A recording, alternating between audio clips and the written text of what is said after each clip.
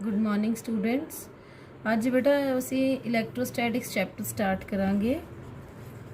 ਇਲੈਕਟ੍ਰੋਸਟੈਟਿਕਸ ਜਿਹੜਾ ਚੈਪਟਰ ਹੈਗਾ ਉਹਦੇ 'ਚ ਜਿਹੜੇ ਇੰਪੋਰਟੈਂਟ ਟੌਪਿਕਸ ਹੈਗੇ ਮੈਂ ਪਹਿਲੇ ਉਹ ਦੱਸਾਂਗੀ ਤੁਹਾਨੂੰ, ਕਿਉਂਕਿ ਆਪਾਂ ਇਹ ਡਿਟੇਲ 'ਚ ਕਰ ਲਿਆ ਹੋਇਆ ਟੌਪਿਕ, ਬਸ ਅਸੀਂ ਰਿਵਾਈਜ਼ ਕਰਨਾ ਹੈਗਾ ਕਿ ਇਲੈਕਟ੍ਰੋਸਟੈਟਿਕਸ ਜਿਹੜਾ ਹੈਗਾ ਚੈਪਟਰ ਉਹਦੇ 'ਚ ਕੀ ਕੁਝ ਇੰਪੋਰਟੈਂਟ ਹੈਗਾ। ਐਗਜ਼ਾਮੀਨੇਸ਼ਨ ਪੁਆਇੰਟ ਆਫ ਵਿਊ ਨਾਲ ਸਭ ਤੋਂ ਪਹਿਲੇ ਅਸੀਂ ਕੀ ਕਰਨਾ ਹੈਗਾ, ਪ੍ਰੋਪਰਟੀਜ਼ ਆਫ ਚਾਰਜ ਦੀਆਂ ਪ੍ਰੋਪਰਟੀਜ਼ ਕਰਨੀਆਂ ਹੈਗੀਆਂ। ਕਿਹੜੀਆਂ ਹੈਗੀਆਂ? ਐਡੀਟਿਵ ਹੈਗਾ ਚਾਰਜ, ਅਸੀਂ ਐਡ ਕਰ ਸਕਦੇ ਹਾਂ ਚਾਰजेस ਨੂੰ, ਠੀਕ ਹੈ। ਜਿਵੇਂ +2e ਚਾਰਜ ਹੈਗਾ ਤੇ +3e ਚਾਰਜ ਹੈਗਾ, ਦੋਨੋਂ ਐਡ ਕਰ ਦੋਗੇ ਤੇ +5e ਚਾਰਜ ਆ ਜਾਏਗਾ, ਠੀਕ ਹੈ। ਮੈਂ ਐਗਜ਼ਾਮਪਲ ਦੇ ਰਹੀ ਹਾਂ, ਮਾਈਨਸ ਸਾਈਨ ਵੀ ਹੋ ਸਕਦਾ ਹੈ। ਉਸ ਤੋਂ ਬਾਅਦ ਚਾਰजेस ਅਟਰੈਕਟ ਰਿਪੈਲ ਕਰਦੇ ਹੈ, like charges repel, ठीक है, and unlike charges attract. These are the basic things we already know. ਉਸ ਤੋਂ ਬਾਅਦ ਕੀ ਹੈਗਾ, ਕੁਆਂਟਾਈਜੇਸ਼ਨ ਆਫ ਚਾਰਜ। ਇਹਦਾ ਇਕੱਲੇ ਦਾ ਵੀ ਕੁਐਸਚਨ ਆ ਜਾਂਦਾ 2 ਮਾਰਕਸ ਦਾ, ਕੁਆਂਟਾਈਜੇਸ਼ਨ ਆਫ ਚਾਰਜ। ਇਹਦੇ 'ਚ ਕੀ ਕਰਨਾ ਹੈਗਾ ਕਿ ਚਾਰਜ ਜਿਹੜਾ ਹੈਗਾ ਦੈਟ ਇਜ਼ ਕੁਆਂਟਾਈਜ਼ਡ। ਕੁਆਂਟਾਈਜ਼ ਦਾ ਮਤਲਬ ਕੀ ਹੁੰਦਾ ਹੈ ਕਿ ਇੰਟੈਗਰਲ ਮਲਟੀਪਲ ਹੈਗਾ ਇਲੈਕਟ੍ਰੋਨਿਕ ਚਾਰਜ ਦਾ। ਇਲੈਕਟ੍ਰੋਨਿਕ ਚਾਰਜ ਇੱਕ ਹੁੰਦਾ E, ਇਹਦੀ ਵੈਲਿਊ ਹੁੰਦੀ ਹੈ 1.6 × 10⁻⁻19 ਕੂਲਮ, ਠੀਕ ਹੈ। ਕੁਆਂਟਾਈਜੇਸ਼ਨ ਆਫ ਚਾਰਜ ਦਾ ਮਤਲਬ ਹੈਗਾ ਹੈ ਕਿ ਕਿਸੇ ਬੋਡੀ ਦੇ ਉੱਤੇ ਜੇ ਚਾਰਜ ਲੈਣਾ ਹੈ, ਜਿਵੇਂ ਮੈਂ ਠੀਕ ਹੈ, ਇਸ ਬੋਡੀ ਦੇ ਉੱਤੇ ਚਾਰਜ ਮੈਂ ਟੋਟਲ ਲਿਆ Q, ਕੀ ਹੋਏਗਾ ਉਹ Ne ਹੋਏਗਾ ਪਲੱਸ ਮਾਈਨਸ। ਇਹਦਾ ਮਤਲਬ ਹੈਗਾ ਇਲੈਕਟ੍ਰੋਨਿਕ ਚਾਰਜ ਤਾਂ ਹੈਗਾ, ਪਰ ਜਿੰਨੇ ਨੰਬਰ ਆਫ ਇਲੈਕਟ੍ਰੋਨਸ ਦੇ ਉੱਤੇ ਹੋਣਗੇ ਉਹ N ਹੋਣਗੇ, ਠੀਕ ਹੈ। ਇੱਕ ਦੇ ਉੱਤੇ ਚਾਰਜ ਤੁਹਾਨੂੰ ਪਤਾ ਹੈਗਾ E ਹੈਗਾ, ਇੱਕ ਇਲੈਕਟ੍ਰੋਨ ਦੇ ਚਾਰਜ ਨਾ ਹੁੰਦਾ, ਮਤਲਬ Ne ਦਾ ਮਤਲਬ ਜਿੰਨੇ ਵੀ ਇਹਦੇ ਤੇ ਇਲੈਕਟ੍ਰੋਨਸ ਹੋਣਗੇ ਉਹ ਨੰਬਰ ਨੂੰ ਮਲਟੀਪਲਾਈ ਕਰ ਦੋਗੇ। ਇਹਦਾ ਮਤਲਬ ਚਾਰਜ ਇਜ਼ ਕੁਆਂਟਾਈਜ਼ਡ ਇਨ ਨੇਚਰ। ਕੁਆਂਟਾਈਜ਼ਡ ਦਾ ਮਤਲਬ ਹੈਗਾ ਕਿ ਅਸੀਂ ਮਲਟੀਪਲ ਲੈ ਸਕਦੇ ਹਾਂ ਕਿ ਉਹ ਇਲੈਕਟ੍ਰੋਨਿਕ ਚਾਰਜ ਦਾ ਕਿੰਨਾ ਮਲਟੀਪਲ ਹੈਗਾ। 10 ਇਲੈਕਟ੍ਰੋਨਸ ਆਰ देयर, 10 ਨੂੰ ਇੱਕ ਚਾਰਜ ਦੇ ਨਾਲ ਮਲਟੀਪਲਾਈ ਕਰ ਦਿਓ। ਇੱਕ ਇਲੈਕਟ੍ਰੋਨ ਤੇ ਇੰਨਾ ਚਾਰਜ ਹੁੰਦਾ ਹੈ ਤੇ 10 ਇਲੈਕਟ੍ਰੋਨਸ ਤੇ ਕਿੰਨਾ ਹੋਏਗਾ 10 × ਇਹ ਵਾਲਾ, ਠੀਕ ਹੈ। ਇਲੈਕਟ੍ਰੋਨਿਕ ਚਾਰਜ ਟੋਟਲ Q ਆ ਜਾਏਗਾ। ਮਤਲਬ ਚਾਰਜ ਇਜ਼ ਕੁਆਂਟਾਈਜ਼ਡ। ਕੁਆਂਟਾਈਜ਼ਡ ਮੀਨਸ ਅਸੀਂ ਮਲਟੀਪਲਾਈ ਕਰ ਸਕਦੇ ਹਾਂ, ਅਸੀਂ ਇੱਕ ਦੇ ਨਾਲ ਉਹਨੂੰ ਮਲਟੀਪਲਾਈ ਕਰ ਦਾਂਗੇ ਕਿ ਨੰਬਰ ਆਫ ਚਾਰजेस ਕਿੰਨੇ ਆ। ਹੁਣ ਨੰਬਰ ਤੇ ਫ੍ਰੈਕਸ਼ਨਸ 'ਚ ਨਹੀਂ ਹੋ ਸਕਦਾ, ਇੰਟੈਗਰਲ ਮਲਟੀਪਲ ਹੀ ਹੋ ਸਕਦਾ। ਜੇ ਤੁਸੀਂ ਕਾਊਂਟ ਕਰਦੇ ਪਏ ਹੋ 10 ਇਲੈਕਟ੍ਰੋਨਸ ਹੈ, 5 ਇਲੈਕਟ੍ਰੋਨਸ ਹੈ, if number of electrons are there this can not be in fractions, so n is always integral multiplier. But we don't know ਕਿ ਇਲੈਕਟ੍ਰੋਨਸ ਇਕੱਲੇ ਹੈਗੇ ਆ, ਪ੍ਰੋਟੋਨਸ ਵੀ ਹੈਗੇ ਆ, ਪਲੱਸ ਮਾਈਨਸ ਦੋਨੋਂ ਲੈਣੇ ਇਸ ਲਈ, ਠੀਕ ਹੈ। ਦੋਨੋਂ ਤਰ੍ਹਾਂ ਦੇ ਚਾਰਜ ਹੋ ਸਕਦੇ। ਸੋ ਦਿਸ ਇਜ਼ ਕੁਆਂਟਾਈਜੇਸ਼ਨ ਆਫ ਚਾਰਜ। ਇਹ ਇਕੱਲਾ ਵੀ ਕੁਐਸਚਨ ਆ ਜਾਂਦਾ, it is very important that charge is quantized in nature. In this you can have numerical also in the paper ਕਿ ਇੱਕ ਇਲੈਕਟ੍ਰੋਨ ਦਿੱਤਾ ਹੋਏਗਾ ਤੁਹਾਨੂੰ, ਇੱਕ ਬੋਡੀ ਦਿੱਤੀ ਹੋਏਗੀ ਕਿ ਉਹ ਬੋਡੀ ਦੇ ਵਿੱਚ ਇੰਨੇ ਇਲੈਕਟ੍ਰੋਨਸ ਹੈਗੇ ਆ ਤੇ ਤੁਸੀਂ ਟੋਟਲ ਚਾਰਜ ਨਿਕਾਲਣਾ ਹੈ, ਠੀਕ ਹੈ। ਇੱਕ ਦੇ ਉੱਤੇ ਚਾਰਜ ਤੁਹਾਨੂੰ ਪਤਾ ਹੈ, ਉਹਨੂੰ ਮਲਟੀਪਲਾਈ ਕਰ ਦਿਓ number of charges and that will give you the total charge possessed by the body. Then we have got next as conservation of charge. Conservation of charge means charge is conserved in nature. Conservation of charge. Charge conserve ਦਾ ਮਤਲਬ ਹੈਗਾ ਹੈ ਕਿ ਜਦੋਂ ਤੁਸੀਂ ਕਿਸੇ body ਦੇ ਉੱਤੇ ਚਾਰਜ ਦੇਖਦੇ ਹੋ ਉਹ ਕ੍ਰੀਏਟ ਜਾਂ ਡਿਸਟਰੋਏ ਨਹੀਂ ਹੋ ਸਕਦੇ। It can neither be created not destroyed. ਜਿਵੇਂ ਅਸੀਂ એનર્ਜੀ ਕੰਜ਼ਰਵੇਸ਼ਨ ਦਾ ਪ੍ਰਿੰਸੀਪਲ ਕਰਦੇ ਹਾਂ, ਨਾਈਦਰ ਕ੍ਰੀਏਟਡ ਨਾਟ ਡਿਸਟਰੋਇਡ ਦਾ ਮਤਲਬ ਹੈਗਾ ਕਿ ਆਪਣੇ ਆਪ ਚਾਰਜ ਨੇ ਵਧਣਾ ਨਹੀਂ ਹੈਗਾ, ਨਾ ਹੀ ਘਟਣਾ ਹੈਗਾ, ਚਾਰਜ ਨੇ ਕੰਜ਼ਰਵ ਰਹਿਣਾ ਹੈਗਾ, ਠੀਕ ਹੈ। ਇਹ ਜਿਹੜੇ ਹੈਗੇ ਆ conservation of charge, quantization of charge, ਇਹ ਦੋਵੇਂ ਆਰਟੀਕਲਸ ਜਿਹੜੇ ਉਹ ਕੱਲੇ ਵੀ ਆ ਜਾਂਦੇ ਆ 2 ਮਾਰਕਸ ਦੇ ਕਿ ਇਹ ਦੋਨੋਂ ਐਕਸਪਲੇਨ ਕਰੋ, ਠੀਕ ਹੈ। ਕੰਜ਼ਰਵੇਸ਼ਨ ਆਫ ਚਾਰਜ ਅਸੀਂ ਇਹ ਲਿਖਣਾ ਹੈ ਕਿ it can neither be created not destroyed. Quantization I have already explained you, ਠੀਕ ਹੈ। Next is Coulomb's law. It is also very important basic law of electrostatics. Basic law ਹੈਗਾ ਮਤਲਬ base ਹੈਗਾ ਇਹਦਾ ਇਲੈਕਟ੍ਰੋਸਟੈਟਿਕਸ ਦਾ। ਹੁਣ ਇਹਦੇ 'ਚ ਕੀ ਹੈਗਾ, ਸਭ ਤੋਂ ਪਹਿਲੇ ਕੂਲੰਬ ਜਿਹੜਾ ਹੈਗਾ that is he is the name of the scientist, ਠੀਕ ਹੈ। And he has given the law for the point charges. Point charges ਕੀ ਹੁੰਦੇ ਆ? What are point charges actually? Point charges means the charge is very small in size as compared to the background, so it is considered to be point. ठीक है। ਜਦੋਂ ਅਸੀਂ background ਦੇਖ ਰਹੇ ਹਾਂ ਜਾਂ এনवायरमेंट ਦੇਖ ਰਹੇ ਹਾਂ ਉਹਦੇ ਹਿਸਾਬ ਦੇ ਨਾਲ ਅਸੀਂ ਚਾਰਜ ਨੂੰ ਪੁਆਇੰਟ ਲੈ ਸਕਦੇ ਆ। ਜਿਵੇਂ ਇੱਕ ਸਕਾਈ ਹੈਗਾ, ਸਕਾਈ ਦੇ ਵਿੱਚ ਅਸੀਂ ਸਟਾਰ ਲੈਂਦੇ ਆ, ਸਟਾਰ ਇੱਕ ਪੁਆਇੰਟ ਦੀ ਤਰ੍ਹਾਂ ਨਜ਼ਰ ਆਉਂਦਾ because sky is very large, ठीक है। इन्ना ज़्यादा वड्डा है स्काई कि वो जो चार्ज होएगा एक पॉइंट की तरह होएगा। इस तरह ही जो स्टार होएगा एक पॉइंट की तरह होएगा। इस तरह ही जो चार्ज है that is considered to be a point charge. So Coulomb has given the law for the point charges in which he has given the value for the force between any 2 point charges. Suppose we consider 2 point charges. This is Q1 and Q2 with a fixed distance between them. That distance is considered to be D. ठीक है। The force possessed, force कादी ਜਿਹੜੀ ਦੋ charges ਦੀ ਲੱਗਣੀ ਹੈ, ਇੱਕ ਨੇ ਦੂਸਰੇ ਨੂੰ ਲਗਾਣੀ ਹੈ, ਠੀਕ ਹੈ, ਦੂਸਰੇ ਨੇ ਪਹਿਲੇ ਨੂੰ ਲਗਾਣੀ ਹੈ। ਉਹ ਫੋਰਸ ਜਿਹੜੀ ਹੈ ਉਹ ਪ੍ਰੋਪੋਰਸ਼ਨਲ ਹੋਏਗੀ प्रोडक्ट दे दोनों charges the product and it is inversely proportional to reciprocal of, या it is directly proportional to reciprocal of, या तुसी ये लिख सकते it is inversely proportional to the distance between the two charges, square of the distance between the charges. So it is also called inverse square law because inverse square law ਦਾ ਮਤਲਬ ਕੀ ਹੈ ਕਿ ਇਹਦੇ inverse ਦੇ ਵਿੱਚ square ਹੈਗਾ, ठीक है। यह हैगा Q1 Q2 by D square. If we combine these two factors then we get this thing. Now it is quite known that whenever we replace proportional sign with equal to sign, then we have got the proportional sign constant of proportionality that is given by K here, Q1 Q2 by D square. So K is the constant of proportionality here. That constant of proportionality depends upon what is the separation between the charges. Separation ਜਿਹੜੀ ਹੈਗੀ ਹੈ charges ਦੀ ਕੀ ਹੈਗੀ ਹੈ ਉਹਦੇ ਤੇ depend ਕਰਦਾ ਹੈ, ਉਹਨਾਂ ਦੀ ਨੇਚਰ ਤੇ ਡਿਪੈਂਡ ਕਰਦਾ ਹੈ ਕਿ ਕੀ K ਜਿਹੜਾ ਹੈਗਾ ਹੈ ਉਹ ਉਹਦੀ ਵੈਲਿਊ ਕੀ ਹੈਗੀ ਹੈ। ਹੁਣ ਨੇਚਰ ਤੇ ਕੀ ਮਤਲਬ ਹੈਗਾ ਹੈ ਕਿ ਮੀਡੀਅਮ ਦੀ ਨੇਚਰ ਤੇ ਡਿਪੈਂਡ ਕਰਦਾ ਹੈ because it is different in vacuum, it is different in any other medium.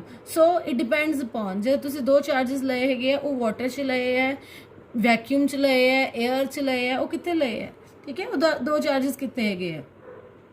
So that is why we say that K is dependent upon these factors, ठीक है। otherwise K ਦੀ value ਜਿਹੜੀ ਹੈਗੀ ਉਹ ਕੀ ਹੈਗੀ ਹੈ 9 into 10 raised to power 9 units ਇਹਦੀ value ਹੈਗੀ ਹੈ।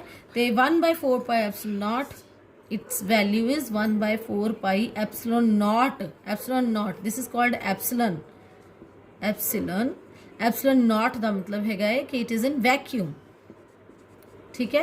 but otherwise you can have the value in the air also, in the medium also. So if we are taking in vacuum only then it is said to be epsilon naught, ठीक है। ਇਹਦੀ value ਜਿਹੜੀ ਹੈਗੀ ਹੈ ਉਹ ਆਏਗੀ 9 into 10 raised to power 9, ਪਰ ਉਹ ਜ਼ਰੂਰੀ ਨਹੀਂ ਹੈਗਾ ਕਿ ਵੈਕਿਊਮ 'ਚ ਹੋਏ, ਜੇ ਉਹ ਕਿਸੇ ਮੀਡੀਅਮ 'ਚ ਹੈਗਾ ਤੇ ਇਹਦੇ ਨਾਲ ਐਪਸਿਲਨ ਆਰ ਵੀ ਲਿਖ ਦੋਗੇ, ਠੀਕ ਹੈ। Relative permittivity, that is called relative permittivity.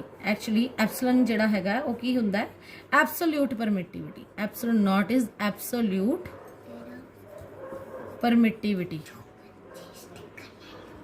permittivity ਦਾ ਮਤਲਬ ਕੀ ਹੈ ਕਿ ਚਾਰਜ ਨੂੰ ਪਰਮਿਟ ਕਰਨ ਦੀ ਕਿੰਨੀ ਉਹਦੀ क्षमता ਹੈਗੀ ਹੈ, ਠੀਕ ਹੈ, ਉਹਦੀ ਕਪੈਸਿਟੀ ਕਿੰਨੀ ਹੈਗੀ ਉਹ ਚਾਰਜ ਨੂੰ ਪਰਮਿਟ ਕਰੇ, that is permittivity. Now its value is 9 into 10 raised to power 9 in case of vacuum. Now if we put the value of this in the terms of epsilon naught and epsilon r is in the medium. If the medium is there then it is called relative permittivity. If the medium is not there only vacuum is to be written, ठीक है। ਇਹਦੀ value ਲਿਖਣੀ ਹੈਗੀ ਹੈ, ਉਹਦੀ value ਕਿੰਨੀ ਹੁੰਦੀ ਹੈ epsilon naught the 8.8 into 10 raised to minus 12, ਇਹ ਐਪਸਿਲਨ ਨਾਟ ਦੀ ਵੈਲਿਊ ਹੈਗੀ ਹੈ। ਹੁਣ ਤੁਹਾਡੇ ਕੋਲ ਕੇ ਦੇ ਯੂਨਿਟਸ ਵੀ ਹੋ ਸਕਦੇ ਕਿ ਕੇ ਦੇ ਯੂਨਿਟਸ ਕੀ ਹੈਗੇ ਹੈ, ਵੀ ਕੇ ਦੇ ਯੂਨਿਟਸ ਨਿਕਾਲਨੇ ਹੋਣ ਤੇ ਆ ਇਕੁਏਸ਼ਨ ਨੂੰ ਸੋਲਵ ਕਰੋਗੇ F D square bye Q1 Q2 ਹੋ ਜਾਏਗਾ। ਐਫ ਕੀ ਹੁੰਦਾ ਹੈ ਫੋਰਸ, ਨਿਊਟਨ 'ਚ ਆਏਗਾ, ਡੀ ਕੀ ਹੈ ਮੀਟਰ ਸਕੁਅਰ, ठीक है। it is distance between the charges. Q1 Q2 is the charge, so it is written as Coulomb square. So what is the unit of K? It is Newton meter square by Coulomb square. And if we are interested in finding the value of epsilon naught, we know that K ਕਿਹਦੇ equal ਹੁੰਦਾ ਹੈ 1/4 pi epsilon naught ਦੇ equal ਹੈਗਾ। ਦਾ ਮਤਲਬ ਇਦਾਂ ਦੇ units ਜਿਹੜੇ opposite ਹੋ ਜਾਣਗੇ, ਜੋ K ਦਾ ਯੂਨਿਟ ਹੈ ਉਹ ਤੋਂ ਆਪੋਜ਼ਿਟ ਯੂਨਿਟਸ ਜਿਹੜੇ ਹੈਗੇ ਆ ਉਹ एप्सिलॉन नॉट दे हो जाएंगे, मतलब एप्सिलॉन नॉट दे यूनिट्स की होंगे coulomb square by newton metre square, epsilon nought दे यूनिट्स हो जाएंगे, ठीक है। Now this was all about mathematical expression of Coulomb's law. Mathematical expression की होएगा कूलम्स लॉ दा, F is equal to K into Q1 Q2 by D square. You can write it as F is equal to 1/4 pi epsilon nought epsilon R here relative permittivity भी नाल लिख सकते हो, क्योंकि सानू पता नहीं हैगा कि नेचर ऑफ मीडियम की हैगा है, वो एयर हैगा है कि वैक्यूम हैगा है, वो मीडियम दूसरा भी हो सकता है, वाटर भी हो सकता है, कोई भी मीडियम हो सकता है, ठीक है। इसलिए असी नाल ए भी लिख रहे हैं, ठीक है। अदरवाइज जे स्पैसीफिकली इट इज़ गिवन कि सिर्फ वैक्यूम ही है, फिर असी एप्सिलॉन नॉट लिखना है, ठीक। Now in vector form it is written as Q1 Q2 by 4 pi epsilon naught epsilon r d square into unit vector d cap। unit vector की ਹੁੰਦਾ है जिदी मैग्नीट्यूड यूनिट ही ਹੁੰਦਾ 1 ਹੁੰਦਾ है ਇਹਦਾ मैग्नीट्यूड, ठीक है। it has arbitrary direction, we have done in the chapter of vectors also। vector is this is cap, so if it is written over here it will just tell the direction, a direction ਦੱਸੇਗਾ, otherwise ਇਹਦੀ value 1 ਨਹੀਂ ਹੁੰਦੀ ਹੈ, इसलिए ਇਹਨੂੰ ਲਿਖ ਵੀ ਲਓਗੇ ਤੇ ਇਹ ਪੂਰੀ ਇਕੁਏਸ਼ਨ ਦੀ ਵੈਲਿਊ 'ਚ ਕੋਈ ਫਰਕ ਨਹੀਂ ਪਏਗਾ, ਠੀਕ ਹੈ। ਇਸ ਲਈ ਤੁਸੀਂ ਇਹ ਜਿਹੜੀ ਹੈਗੀ ਵੈਕਟਰ ਫਾਰਮ 'ਚ ਲਿਖਣਾ ਹੈਗਾ, ਕਿਉਂਕਿ ਇਹ ਚੀਜ਼ ਤੁਹਾਨੂੰ ਡਾਇਰੈਕਸ਼ਨ ਦੱਸੇਗੀ, ਠੀਕ ਹੈ, ਕਿ ਫੋਰਸ ਜਿਹੜੀ ਕਿਸ ਡਾਇਰੈਕਸ਼ਨ ਨੂੰ ਲੱਗ ਰਹੀ ਹੈ। ਇੱਕ ਦੋ ਚਾਰजेस ਅਸੀਂ ਲਏ ਹੈ, ਪਹਿਲੇ ਨੇ ਦੂਜੇ ਵੱਲ ਨੂੰ ਫੋਰਸ ਲਗਾਈ ਕਿ ਦੂਜੇ ਨੇ ਪਹਿਲੇ ਵੱਲ ਨੂੰ ਫੋਰਸ ਲਗਾਈ ਹੈ, ਇਹ ਦੱਸੇਗਾ ਤੁਹਾਨੂੰ ਜਿਹੜੀ ਵੈਲਿਊ ਹੈਗੀ ਹੈ यूनिट वैक्टर की। अदरवाइज यदि मैग्नीट्यूड की वैल्यू वैसे 1 होंगी है, ठीक है। यह सारा जोड़ा है कूलम्स लॉ है। हुण तुसीं कूलम्स लॉ तो कर लिया है, तो तुहानूं यूनिट्स पता होने चाहिए है कि चार्ज के की यूनिट्स होंगे है। चार्ज के यूनिट्स निकालण लई असीं ओही इक्वेशन यूज़ करनी है जिहड़ी कूलम्स लॉ इक्वेशन हैगी है।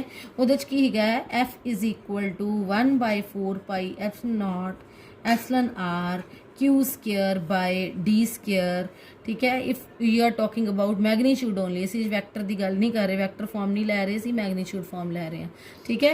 जे मैग्नीट्यूड फॉर्म लै रहे हो तो तुसीं की लै सकते हो, अज्यूम करो कि यह दोनों चार्जिस की वैल्यू जिहड़ी हैगी है इत्थे Q1 Q2 आना सी, या असीं अज्यूम करके चले हैं कि Q1 Q2 जिहड़ा Q दे इक्वल हैगा, तां करके मैं इत्थे Q स्क्वायर कर दिता है, क्योंकि इत्थे Q1 Q2 की जगह ते असीं Q लिया, ठीक है। Q1 Q2 नाल मल्टीप्लाई होएगा तो Q बन जाएगा।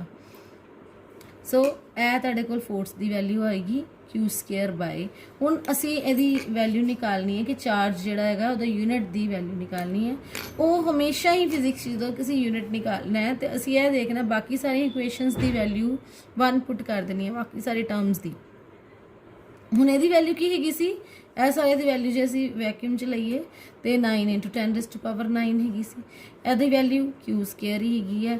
ਡੀ ਅਸੀਂ ਅਸਿਊਮ ਕਰਕੇ ਚੱਲੇ ਹਾਂ ਕਿ 1 ਹੈ, ਠੀਕ ਹੈ। ਦੋ ਅਸੰਪਸ਼ਨਸ ਲਗਾਉਣੀ ਹੈ, ਇੱਕ ਇਹ ਤੇ ਇੱਕ ਡੀ ਜਿਹੜਾ ਹੈਗਾ 1 ਹੈਗਾ, ਦੋਨਾਂ 'ਚ ਡਿਸਟੈਂਸ ਜਿਹੜਾ यूनिट ही ਹੈਗਾ।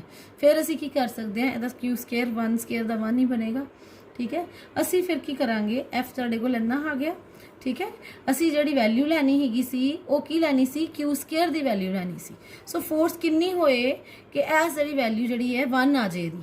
फोर्स 9 × 10⁻9 लवांगे तो ही Q की वैल्यू Q स्क्वायर की वैल्यू 1 होएगी, क्योंकि असी तो यूनिट निकालना है, ठीक है। Q स्क्वायर जोड़ा है 1 आ जाएगा तो Q की होएगा +-1। इसका मतलब है यह जोड़ा है चार्ज 1 कूलम्ब कदों होएगा, जो फोर्स जिहड़ी हैगी है वो इन्नी होएगी 9 × 10⁻9। ऐसी लैके चले हैं, जे असी 9 × 10⁻9 इत्थे ना लईए, कोई होर वैल्यू लईए, फिर Q स्क्वायर 1 नहीं आएगा, साढ़े को डेफिनेशन नहीं बनेगी कूलम की। जदों असी किसी चीज़ की डेफिनेशन लैनी, बाकी टर्म्स नूं 1 लैना हैगा, ठीक है। तो यह साढ़े को एक्सट्रा टर्म आ रही है, तो मतलब फोर्स इन्नी होनी चाहिए है, 1 दे नाल गल नहीं बननी। इत्थे 9 × 10⁻9 लवांगे, इसका मतलब है कि charge is said to be 1 coulomb if the force between the two charges is 9 × 10⁻9 and moreover the charges are same, equal and opposite है, ਠੀਕ ਹੈ। ਸਿਮਿਲਰ ਚਾਰजेस ਹੈਗੇ ਹੈ, ਇਕੁਅਲ ਚਾਰजेस ਹੈਗੇ ਹੈ, ਤੇ ਫੋਰਸ ਕਿੰਨੀ ਲੱਗੀ ਉਹਨਾਂ ਤੇ 9 × 10⁹ ਇਹਦਾ ਮਤਲਬ ਜਦੋਂ ਕੂਲਮ ਦੀ ਡੈਫੀਨੇਸ਼ਨ ਕਰਨੀ ਹੈ ਤੇ ਅਸੀਂ ਕੀ ਕਰਨਾ ਹੈਗਾ ਕਿ ਕੂਲਮ ਉਹ ਵਾਲਾ ਚਾਰਜ ਹੈਗਾ, ਇੱਕ ਕੂਲਮ ਉਹਨਾਂ ਚਾਰਜ ਹੁੰਦਾ ਹੈ ਜਦੋਂ ਡਿਸਟੈਂਸ ਕੀ ਲਵਾਂਗੇ, ਇਹ ਕੰਡੀਸ਼ਨਸ ਰੱਖਣੀਆਂ ਹੈ ਕਿ ਡਿਸਟੈਂਸ ਜਿਹੜਾ ਹੈਗਾ 1 ਮੀਟਰ ਹੋਣਾ ਚਾਹੀਦਾ ਹੈ, ਤੇ ਚਾਰजेस ਦੀ ਵੈਲਿਊ ਜਿਹੜੀ ਹੋਣੀ ਹੈ ਚਾਹੀਦੀ ਕੰਡੀਸ਼ਨ ਕਿ ਚਾਰजेस ਇਕੁਅਲ ਐਂਡ ਸਿਮਿਲਰ ਹੋਣੇ ਚਾਹੀਦੇ ਹੈ। ਜੇ ਇਕੁਅਲ ਐਂਡ ਸਿਮਿਲਰ ਹੋਣਗੇ ਤਾਂ ਹੀ ਇਹਦੀ ਵੈਲਿਊ ਜਿਹੜੀ ਅਸੀਂ Q² ਦੀ ਅਸੀਂ Q1 Q2 ਨੂੰ Q ਲਿਆ ਸੀ, ਠੀਕ ਹੈ। ਤੇ ਡਿਸਟੈਂਸ ਜਿਹੜਾ ਹੈਗਾ ਤੁਹਾਡੇ ਕੋਲ 1 ਮੀਟਰ ਹੋਣਾ ਚਾਹੀਦਾ ਹੈ। ਇਹ ਕੰਡੀਸ਼ਨਸ ਹੈਗੀਆਂ ਨੇ, ਤੇ ਫੋਰਸ ਜਿਹੜੀ ਹੈਗੀ ਹੈ ਉਹ 9 × 10⁹ ਨਿਊਟਨ ਹੋਣੀ ਚਾਹੀਦੀ ਹੈ। Only then this under these conditions you can say that the charge is said to be 1 coulomb, ਠੀਕ ਹੈ। ਇਹ ਕੂਲਮ ਚਾਰਜ ਹੋ ਗਿਆ, ਤੇ ਕੂਲਮ ਤੋਂ ਜਿਹੜਾ ਛੋਟਾ ਹੈਗਾ ਉਹਨੂੰ ਕੀ ਕਹਿੰਦੇ ਆ, CGS ਯੂਨਿਟ ਜਿਹੜਾ ਹੈਗਾ ਇਹਦਾ of coulomb is stat coulomb